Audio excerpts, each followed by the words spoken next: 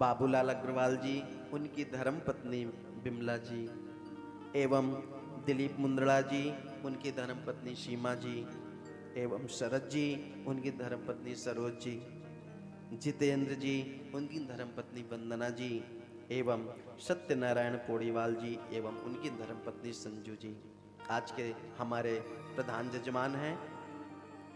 एवं ये जो हमें 7 दिनों का शुभ अवसर मिला है, वैसे तो हम सभी के पास 7 ही दिन है। जीवन में जब से जन्म हुआ है अभी तक 7 दिनों में ही हम आते चले आए हैं। स्वाभाविक है कि बहुत ही कम अवसर प्राप्त हुआ होगा कि इन 7 दिनों का हम सदुपयोग कर पाए हों। बहुत ही कम अवसर ऐसा आया होगा जीवन में कि हम नियमित तौर पे सप्ताह का जो 7 दिन है इनको हमने सुलभ हमारे लिए हुए हों। ये बहुत ही कम अवसर आए होंगे। जीवन में एक दिन होता है ऐसा, जब कोई त्योहार होता है मना लेते हैं, भगवान को स्मरण कर लेते हैं, उसके बाद फिर तो ये जो सप्ताह ज्ञान यज्ञ है, इसके जो आयोजन करता है, ध्यान देना, कोई भी कार्य ऐसे सुलभ नहीं होता। किसी भी कार्य को करने के पहले उसका संकल्प लिया जाता है। तो इस आयोजन का भी पहले संकल्प लिया गया कि अशोका रतन, अशोका का मतलब समझते हैं? कितना अच्छा नाम है जहां पे आप लोग विराजमान हैं। अशोका का मतलब जहां पर कोई शोक न हो। अशोका का मतलब जहां पर कोई शोक न हो। तभी तो मां जानकी जी अशोक वाटिका के नीचे बैठी थी, अशोक के नीचे बैठी थी, अशोक वृक्ष के नीचे बैठी थी। फिर भी रावण आके तलवार दिखा रहा है उनको। ध्यान देना, रावण तलवार दिखा रहा था, परंतु वहीं पर हनुमान जी महाराज बैठे हुए थे ऊपर। कहने का तात्पर्य है, अशोका में रहने वाले शोक कदाचित आ भी जाएं, फिर भी उन पे ठाकुर जी की कृपा सदैव बनी रहेगी। ठाकुर जी की कृपा है तभी तो ऐसे दिव्य आयोजन आप शक्ति माताओं ने मिलकर किया है। जिस आयोजन को करने के लिए मैंने खुद देखा है, वर्षों सिर्फ प्लानिंग करते करते व्यतीत हो जाते हैं। ऐसे दिव्य आयोजन को आप लोगों ने कुछ ही दिनों में संकल्प किया। अच्छा, संकल्प किया तो कार्य पूरा नहीं हो जाता ना, क्योंकि नीति कहती है कि परिश्रमेण ही सिद्ध्यन्ति कार्याणि न मनोरथैः। परिश्रम से कार्य सिद्ध होते हैं, मनोरथ से नहीं। ऐसे तो न जाने हम कितने मनोरथ, कितने संकल्प करते हैं। संकल्प लिया गया, उसके बाद उस संकल्प के अनुसार फिर मेहनत की गई, परिश्रम किया गया, लोगों को जोड़ा गया, और एक जो सोचा भी नहीं था, एक बहुत ही अच्छी मंडली बन गई माताओं की। उसका नाम रखा गया राधा सखी परिकर। एक बार हम सभी राधा सखी परिकर के लिए भी तालियां बजाएंगे, जो ठाकुर जी ने प्रेरणा दी और ये कदम उठाया गया।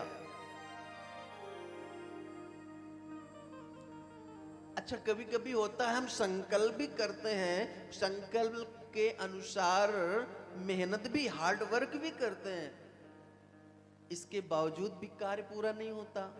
तो तीसरी चीज क्या है? भगवान की कृपा।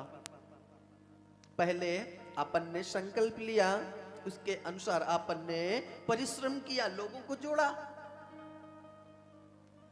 परिश्रम के बाद फिर भगवान की कृपा हुई और ये शुभ अवसर आज हम सभी के लिए प्राप्त हो गया। तो तीनों चीज का जहां पर समन्वय होता है वहीं पर ऐसे उत्सव होते हैं। अच्छा, उत्सव में आनंद कब आता है? जब उत्सव में सम्मिलित होने के पूर्व हृदय में आनंद उत्साह आ जाए, तभी उत्सव में आनंद आता है। और वो उत्साह भी देखने को मिला सुबह।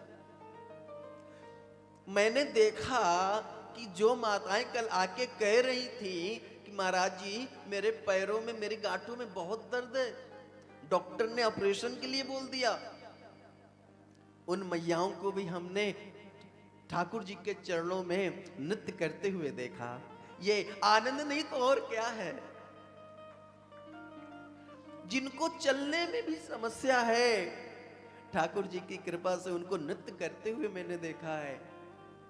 जो खुद चलने में असमर्थ थी, फिर भी ठाकुर जी के प्रेम में न जाने कहां से वो शक्ति आ गई कि पैदल भ्रमण कर रही थी। ये आनंद ही, ये उत्साह ही उत्सव में आनंद प्रदान करता है। तो जब प्रभु की कृपा होती है तब ऐसे उत्सव संपन्न होते हैं।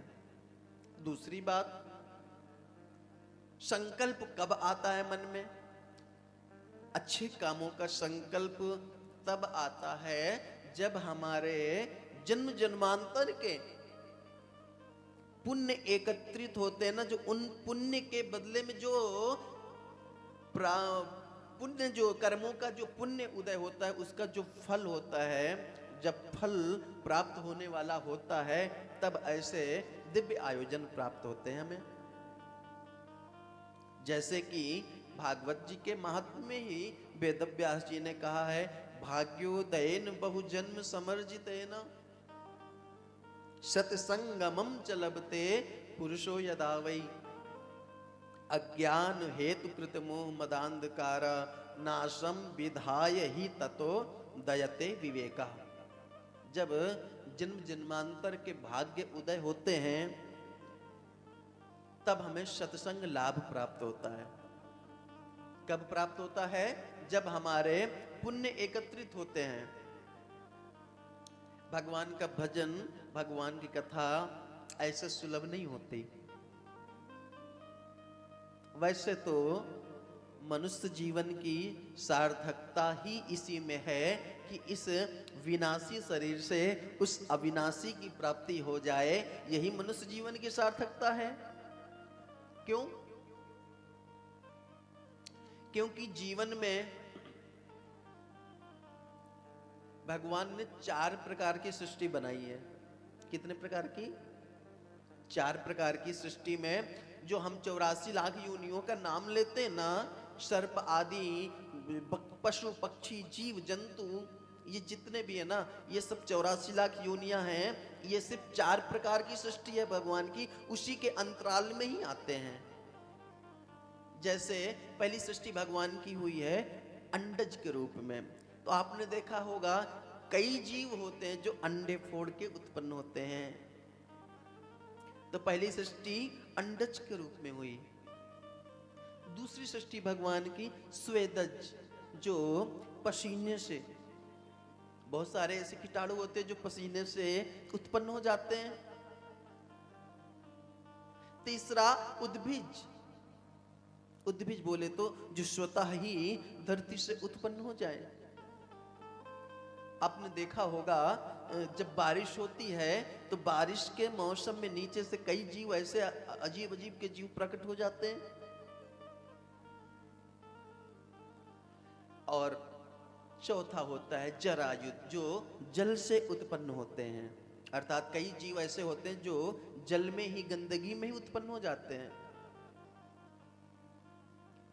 कहीं पर गाय का गोबर हो, कुछ दिन के बाद देखना उसमें स्वतः ही न जाने कहां से वो कीड़े आ जाते हैं। तो इस प्रकार भगवान की ये